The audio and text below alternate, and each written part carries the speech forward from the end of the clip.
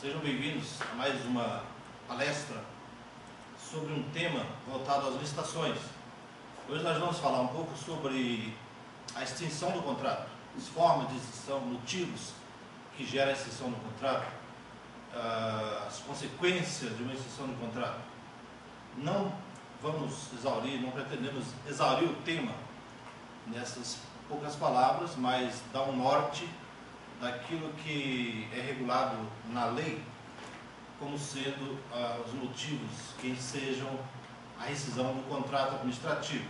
Lembrando que o contrato administrativo, como já falado em outra ocasião, ele pode ser feito de várias formas. O contrato esse que nós vamos falar é o contrato oriundo de uma licitação. O contrato administrativo pode ser aquele que obedece às regras gerais da lei de licitação, 8666, mas também temos casos de contratos administrativos que seguem todo o rito da lei civil, como se fossem ambas as partes se tratassem de direitos e obrigações iguais. Nós sabemos que quando se trata de um contrato administrativo oriundo de uma licitação, uma das partes é o contratado, que é o contratado, o licitante. Ele é o particular que, face ao interesse público, que é tutelado pela outra parte, que é o Estado, tem algumas prerrogativas desse contrato que são em benefício desse interesse público, em benefício do Estado, que são as chamadas cláusulas de privilégio ou cláusulas exorbitantes do contrato administrativo. Então nós vamos falar da extinção desse contrato administrativo que foi oriundo de uma licitação. Tá? Vamos nos esquecer então daqueles contratos atípicos que seguem o rito, por exemplo, um contrato de locação onde o Estado, a administração, loca um espaço, um imóvel. Que vai regular esse contrato não é a Lei 8666, apesar de ser a locação por dispensa de licitação, artigo 24 da Lei 8666, mas o que vai regular essa relação é a lei de locação, como se ambas as partes fossem iguais. Não tem cláusula nenhuma de privilégio e exorbitante naquele contrato. Então, nós sabemos que os contratos administrativos, ele tem os princípios gerais são os princípios do direito, princípio do direito privado, e com algo mais que são essas cláusulas próprias do direito público, que são exorbitantes de interesse essencialmente público. O interesse tutelado ali é o interesse público. Muito bem. Nós sabemos que ao final de uma licitação, aquelas licitações, seja qual for a modalidade, pregão, concorrência, tomada de preço, nós já falamos aqui que algumas modalidades ou alguns tipos de objetos requerem o contrato, aquele contrato formal, onde existem várias cláusulas ali que são pré-determinadas, que vêm anexo ao edital, como minuta, para que o licitante possa ver, analisar o que ele vai assinar futuramente, caso ele vença a licitação. E esses, por disposição do artigo 54 da Lei 8666, ele fala então que supletivamente serão utilizadas as cláusulas de qualquer contrato do direito privado. Então é um contrato que a gente está acostumado a ver em qualquer caso, com algumas cláusulas a mais que são próprias do direito público então. Agora, qualquer contrato, ele depende de vontade de ambas as partes, para ser firmado. Mas esse contrato, nem sempre ele vai se dar, vai acontecer com todas aquelas previsões originais ali. E pode acontecer casos, durante a execução do contrato, pode acontecer fatores estranhos à vontade de ambas as partes, que vão frustrar a execução daquele contrato da forma pretendida originariamente. Como que se dá então a extinção do contrato e por quê? Uma extinção do contrato, ela pode se dar de duas formas.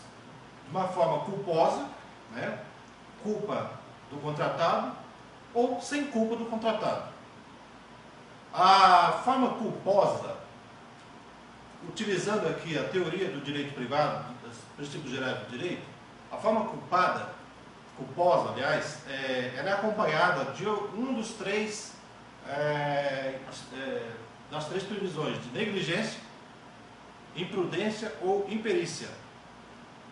É comum a gente acompanhar alguns contratos que, durante a execução, o contratado tem uma postura negligente com relação aos prazos, à forma de executar o contrato, cuja negligência vai gerar, possivelmente, em algum determinado momento, a rescisão desse contrato com alguma penalização que nós vamos ver já as consequências da extinção do contrato. Pode também ser por imprudência, né? Dependendo da forma da execução do contrato, dependendo do objeto ali que está sendo regulado naquele contrato, muitas vezes o contratado age com total imprudência na execução, sem tomar os necessários cuidados que estavam, inclusive, previstos lá nas cláusulas contratuais. E por imperícia também, muitas vezes, né, o contratado não tem a experiência necessária para executar aquele contrato, então vai gerar uma rescisão por culpa do contratado. E as consequências estão previstas, todas previstas na lei de licitações. Nós vamos falar delas em momento oportuno. E a outra forma de extinção do contrato é sem culpa do contratado.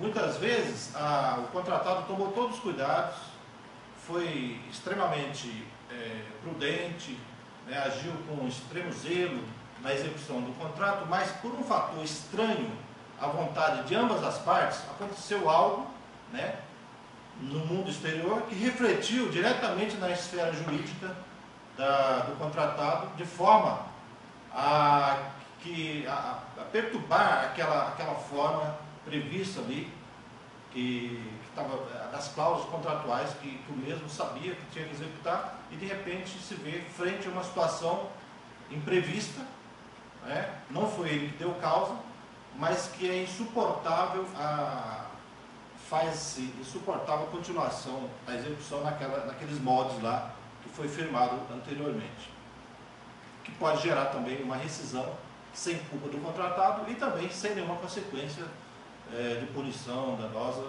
porque o Estado não pode punir sem causa, né? Isso é o princípio básico do direito. Muito bem, o que pode então justificar uma extinção de contrato?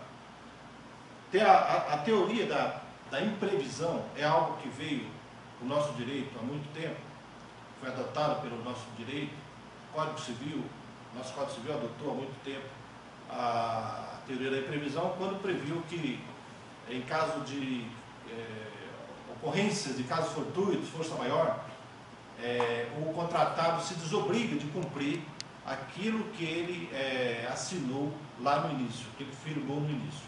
Então, ele não deu causa à ocorrência, mas foi um caso fortuito ou de força maior, cujas definições o Código não traz. O Código Civil, a Lei Civil, apenas diz que em caso fortuito e em caso de força maior, o contratado está desobrigado de cumprir aquilo que ele firmou.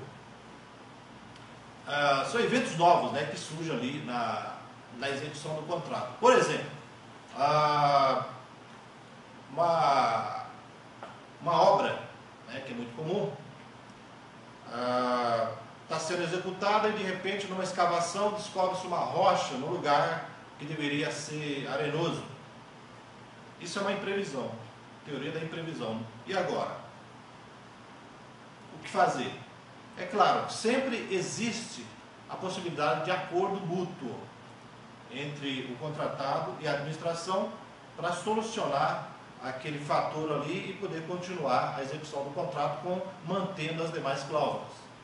Mas também é algo que pode gerar uma rescisão de contrato, porque tornou-se impossível a continuidade da execução por conta daquele fato novo. Então, é a teoria da imprevisão. Por essa teoria, nós temos, então, caso fortuito, força maior, eventos da natureza. Temos o chamado fato do príncipe, são as determinações do poder estatal, que vem em forma de criação de impostos, alíquotas, taxas, que refletem também diretamente naquele contrato, que possibilitam, pode surgir aí daí a rescisão do contrato sem culpa, né? Que seria um contrato, a rescisão sem culpa também. Qualquer área econômica extraordinária, extra-contrato, no mundo exterior, no mundo fático, qualquer ocorrência que vai refletir diretamente na forma de execução do contrato, são justificativas de extinção desse contrato. Muito bem. Quais as consequências? Então nós já vimos as formas: culposa, sem culpa, a justificativa de uma possível extinção, teoria da imprevisão, caso fortuito, de força maior, fato do príncipe e áreas, qualquer área econômica extraordinária. São justificativas que levam à extinção do contrato. E quais as consequências de uma rescisão, de uma extinção de um contrato? As consequências podem ir desde a reparação do dano, responsabilidade civil, né, de quem deu causa. Se foi culposa, claro, né? O contratado causou algum dano ao Estado, na sua negligência, na sua imprudência ou imperícia, é possível haver a responsabilização desse contratado para a reparação desse dano. Administrativamente falando, pela lei de licitações, a 8.666, a mesma prevê lá no artigo 87, que além dessa parte, seria mais jurídica, a responsabilização civil, administrativamente cabe também as sanções administrativas, que vão desde a advertência até a declaração de inidoneidade do licitante. A advertência, a lei traz lá um rol dizendo que poderá ser aplicada uma daquelas punições, mas não mensura e nem tipifica a conduta com o tipo de pena que deverá ser aplicado, ficando a cargo da administração optar por uma dentre aquelas 4 modalidades, desde que se aplique também uma certa dosimetria da pena, para que haja uma proporcionalidade entre a conduta e a sanção sofrida. O que a lei traz, visivelmente, notoriamente, é uma gradação do inciso 1 até o inciso 4, ela vai trazendo de forma gradativa conforme a gravidade do caso. Então ela vai desde a advertência, o inciso 1, primeiro do artigo 87, a advertência seria o sinal amarelo, cuidado, né? O sujeito contratado é notificado, dizendo que ele está sendo punido com a advertência, que vai ser anotado, claro, nos órgãos de controle, como o SICAF e outros estaduais. E a partir da advertência pode ser também a multa, que é muito comum, em percentual definido no edital, a suspensão temporária, que é até 2 anos, de impedimento de licitar e contratar com a administração pública, e a mais grave de todas, que é a declaração de inidoneidade para contratar com qualquer órgão da administração pública em qualquer lugar do país. Então, essas são as consequências de uma extinção culposa, né? Então, o sujeito deu causa àquela extinção do contrato. Tudo bem. Outras formas também de extinção do contrato seria por revogação ou por anulação do processo. A administração tem prerrogativas, como nós dissemos no início, que não tem o particular. Uma das prerrogativas da administração é revogar o processo a qualquer momento, desde que o artigo 49 da lei define muito bem, dizendo o seguinte: a revogação ela tem lugar quando por fato superveniente, ou seja, ocorreu depois de elaborar o edital, depois que às vezes até depois de feito o procedimento regular da licitação, em determinado momento, a administração, seja de ofício, seja provocada por terceiro, ela chega à conclusão, por exemplo, que aquele bem, aquele objeto não tem mais sentido nenhum. Ela não necessita mais daquilo, daquela forma. Apesar do processo ter transcorrido todo regularmente, sem nenhum vício de legalidade, ela vai então proceder à revogação da licitação. Sempre que a administração toma uma decisão dessa, que vai atingir a esfera jurídica de alguém, no caso, os licitantes ou o contratado, ela pode, aliás, ela tem o dever de oferecer a oportunidade do contraditório e da ampla defesa. Porque, muitas vezes, o ato da revogação pode não estar revestido da forma jurídica, da forma prevista em lei, e por isso o particular, o licitante, tem a possibilidade, né, de poder contestar essa revogação através de um recurso administrativo. A outra forma, então, nós falamos da revogação, tem a outra forma que é a anulação também da licitação ou do contrato. A anulação, por sua vez, ela pode ocorrer a qualquer momento também, mas aí terá que haver a prova cabal de que existiu um vício, uma ilegalidade naquele processo ou naquele contrato. De repente, o processo foi instaurado legalmente, na fase interna da licitação, houve toda a elaboração da forma legal, todos os passos previstos em lei, nos decretos, até a publicação do edital, tudo transcorreu legal. Porém, pode ocorrer que no procedimento houve uma ilegalidade, houve por exemplo, uma habilitação ou classificação de um licitante que não deveria ter sido classificado porque não apresentou determinado documento, ou apresentou determinado documento, mas de forma totalmente contrária ao que foi exigido, mas mesmo assim a administração ou não viu, ou não entendeu, ou não soube julgar, e procedeu ao julgamento absolutamente abusivo, errado.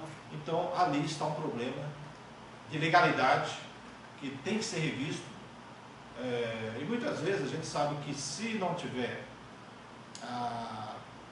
o atendimento ali perfeito, né, o entendimento dos demais licitantes para fazer valer, né, até uma forma de fiscalizar também, né, os licitantes podem fiscalizar o processo, é um direito inerente a qualquer licitante, aliás, a qualquer cidadão, né, qualquer cidadão pode fazer vistas ao processo administrativo, tirar cópias, né, isso é legal, está na lei. E muitas vezes, por acúmulo de processos, pregões, licitações diversas, que ocorrem diariamente em vários órgãos, é possível que muitos pequenos vícios de legalidade, ou algumas coisas ali que não estão exatamente de acordo com o que está previsto na lei, possam ocorrer, né? E se a administração não anular, porque ela mesma percebeu de ofício, né, e anulou, que é o dever, e ela percebendo a consequência é a anulação, né, já está simulado inclusive pelo STF, que a administração deve anular seus atos quando derivados de vícios, mas por outro lado também, se for provocado por terceiro, qualquer cidadão, qualquer licitante, né, ela tem o dever também de anular, de qualquer forma, dando a oportunidade também de contraditório da ampla defesa com os meios inerentes, que no caso é o recurso administrativo que está previsto lá no artigo 109 da Lei 8666. A Lei 8666 também prevê lá outros casos, inúmeros casos de rescisão, em seu artigo 78, tem um rol extensivo de casos de rescisão. Um dos casos de rescisão que muito utilizado, inclusive, rescisão ou suspensão do contrato, e é uma pergunta recorrente, né, dos licitantes, é com relação ao inadimplemento da administração, a falta de pagamento pelas parcelas devidas. Infelizmente, a lei prevê lá no artigo 78, no inciso 15, A lei prevê um prazo bem extenso de atraso de pagamento para que o licitante possa optar entre suspender o contrato ou rescindir o contrato. Aí quem opta é o contratado, o licitante. E ali fala que atrasos superiores a 90 dias podem suscitar, então, a suspensão do contrato ou a rescisão desse contrato. Então, a administração, na verdade, parece um contrassenso, mas vamos entender bem essa questão. O prazo de pagamento de licitação, ele não pode ser superior a 30 dias. Isso está lá no artigo 40 da Lei 8.666, um dos seus inciso 14. Está prevendo que o prazo de pagamento não pode ser superior a 30 dias. Claro que tem casos que os prazos são menores. Entrega imediata, pequenos valores, os prazos são 5 dias para pagamento. Muito bem, vamos entender então que o prazo está estabelecido já. O prazo de pagamento são 30 dias. Por outro lado, quando trata lá na parte contratual já, na parte de rescisão de contrato, a lei prevê que em caso de atraso no pagamento superior a 90 dias, o contratado, o licitante, tem a opção de suspender esse contrato ou rescindir o contrato. É claro, sem sofrer penalização nenhuma. Mesmo em se tratando de serviços continuados, que é uma grande polêmica, né, que se traz aí. Algumas administrações procuram forçar, alguns casos a gente vê que a administração procura forçar o licitante a suportar atrasos e inadimplências, dizendo que se trata do Estado, se trata do interesse público e não pode parar. O Estado Democrático de Direito não suporta tal tipo de postura. Porque, por um lado, a lei está falando, o prazo de pagamento são 30 dias. Por outro lado, ela está falando, se porventura atrasar 90 dias, pode haver a suspensão ou a rescisão do contrato, mesmo em se tratando de serviços continuados que não podem faltar na administração. Isso se dá por motivos claros de ordem, inclusive democrática, né? Nós estamos vivendo, felizmente, no momento de Estado Democrático de Direito. Não seria justificável o Estado que tem uma Constituição linda, que busca uma democracia, dever para obter o produto, não pagar e forçar o sujeito a continuar fornecendo, né? Seria um contrassenso absurdo, né? Mas nós sabemos que em alguns casos a gente encontra esse tipo de postura ainda, né? Não é regra, mas a gente sabe que existe muito Brasil afora esse tipo de postura, achando que por ser Estado pode atrasar sem problema. E não é verdade, tá? Então, eu dei apenas um exemplo aí, porque é recorrente realmente, me pergunto muito, a questão do pagamento. Escuta, estão me devendo, a prefeitura tal, o órgão tal, a administração não pagou, o que eu faço? Claro, a primeira atitude, né, do contratado é cobrar, fazer a cobrança administrativa, se não tiver êxito, cobrança judicial, não tem outra forma milagrosa, tá? Lembrando, essa condição aí de atraso superior a 90 dias, então ele pode suspender o contrato. Muito bem, pessoal. Hoje, o nosso tema, por hoje, né? Nós falamos aí um pouco das formas de extinção do contrato, os motivos ensejadores, consequências da extinção do contrato, e creio que, mesmo procurando pontuar bem essas situações, podem ter ficado algumas dúvidas ainda, que é comum, e eu vou deixar vocês bem à vontade para enviar e-mails para a gente. Nós vamos respondê-los assim que possível, né? Lembrando que nós temos aqui os cursos, continuam nossos cursos normais. O próximo curso aqui na RCC vai acontecer no dia 30/8, curso de licitações. E no Rio de Janeiro está previsto para o dia 19/10 o curso de licitações também, com ênfase nos pregões. Espero tê-los aí nessa próxima oportunidade para podermos discutirmos mais aprofundadamente esse tema e outros de interesse nas licitações. Muito obrigado a todos, boa tarde.